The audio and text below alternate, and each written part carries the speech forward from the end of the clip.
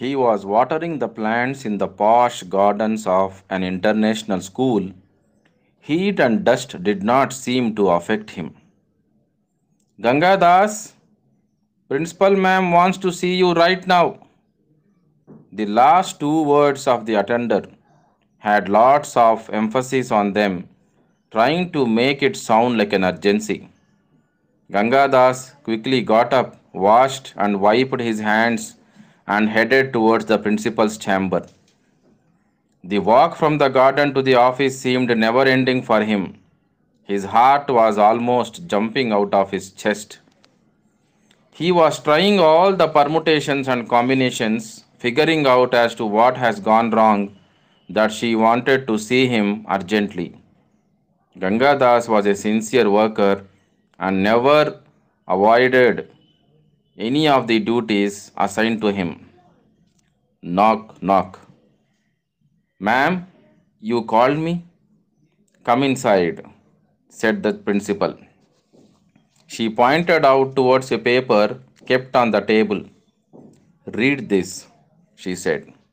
But, ma'am, I am an illiterate person. I cannot read English. Ma'am, please forgive me if I have done anything wrong. Give me another chance. I am forever indebted to you for allowing my daughter to study in this school free of cost. I could have never ever dreamt of such a life for my child. And he broke down almost trembling. Hold on, Gangadas. You assume a lot. We allowed your daughter because she is very bright and you have been our sincere worker. Let me call a teacher in. She will read it out and translate it to you.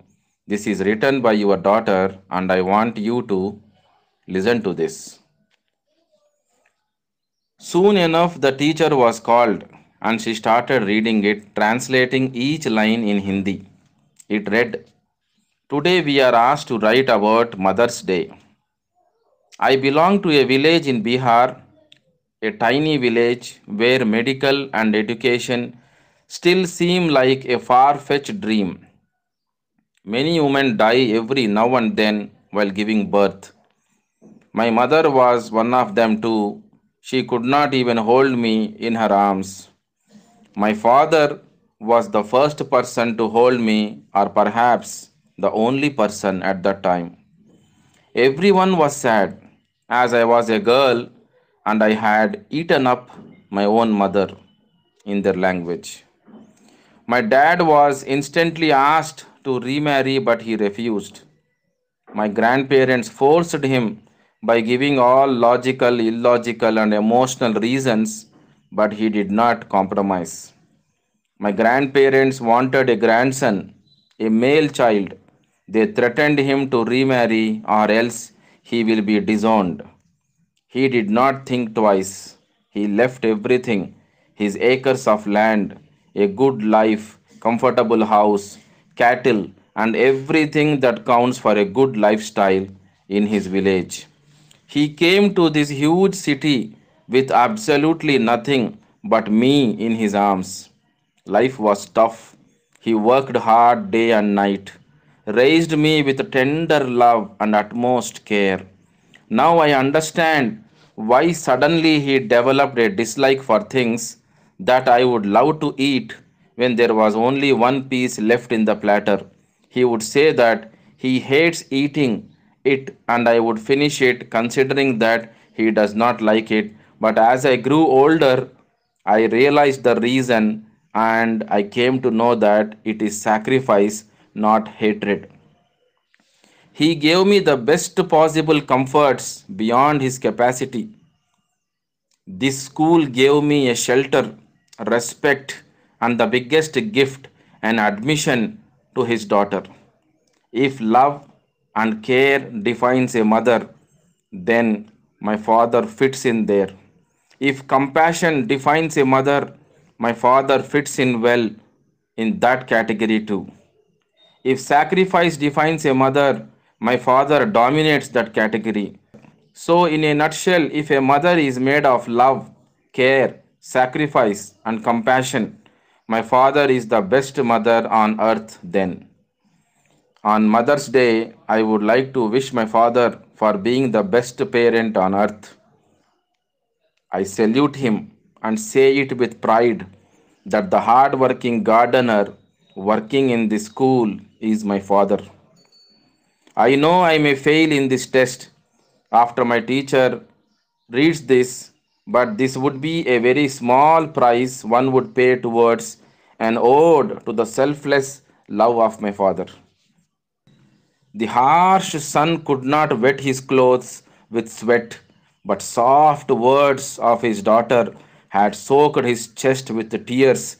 He was standing there with hands folded. He took the paper from the teacher's hands, held it close to his heart, and sobbed. Principal got up, offered him a chair, a glass of water, and said something.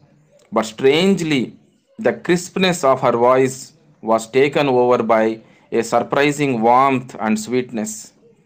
Ganga Das, your daughter is given 10 out of 10 for this essay.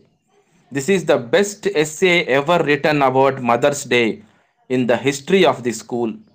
We are having the Mother's Day gala event tomorrow, and the entire school management has decided to invite you as the chief guest for the event. This is to honor all the love and sacrifice a man can do to raise his children, to show that you do not have to be a woman to be the perfect parent. And most importantly, this is to reinforce, appreciate, acknowledge the strong belief of your daughter in you, to make her feel proud, to make the entire school feel proud that we have the best parent on earth, as stated by your daughter. Gangadas, you are a true gardener who is not only looking after the gardens but also nurturing the most precious flower of your life in such a beautiful way. So, Gangadas, will you be our chief guest for the event because you proved a father also can be a mother?